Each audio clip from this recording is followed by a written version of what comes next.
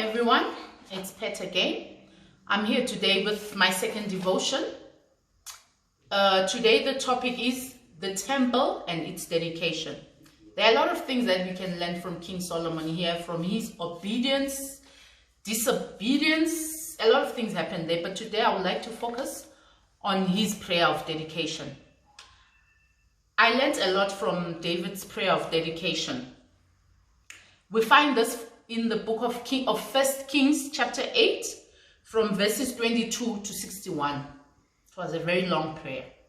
But what excites me, or what is interesting in King Solomon's prayer, is that he called everyone. This prayer was rendered in a public place. It was a public place, not only a city. Remember, the temple that he built was not only for the city, but it was a temple for the country, for the nation. So this was a big, huge gathering of people. This is where he renders his prayer.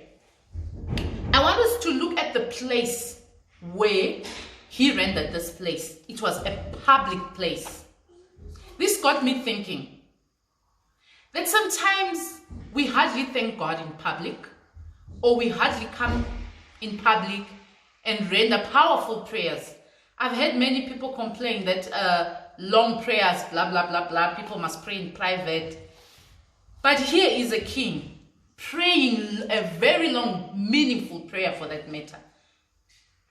And also the second thing in verses 54, I want us to focus on his posture. King Solomon comes in a public place and he kneels down and prays. Yes, we see him, he also kneels and he stands up and he spreads his hands to the Lord. His kneeling down was a form of humbling himself and surrender to the Lord. He also stands, he stood up. This is interesting because this means that there is not only one posture that one can pray, or one prayer way that you need to always kneel. But this means that the most important posture that God recognizes is the posture of one's heart when they are praying. And then he goes on to raise his hands. I love this because us as Adventists, we usually look at this somehow. I will not dwell on that, but I like the fact that he raised his hands. This was a form also of surrender, a form of reliance to show God that God, I am relying on you. I am giving my all to you.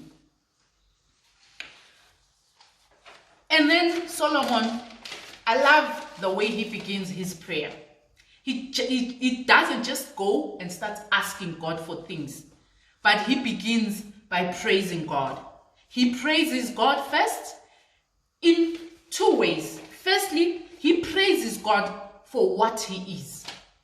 And then secondly, he praises God for who he is. How many times do we just go to God directly straight? We don't recognize who he is, and we just go and ask and ask and ask.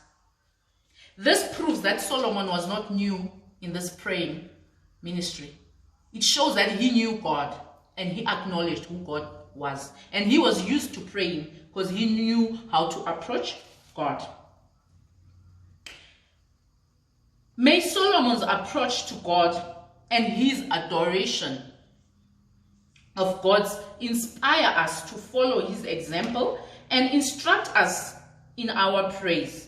I personally pray that we all adopt Solomon's way of praising God.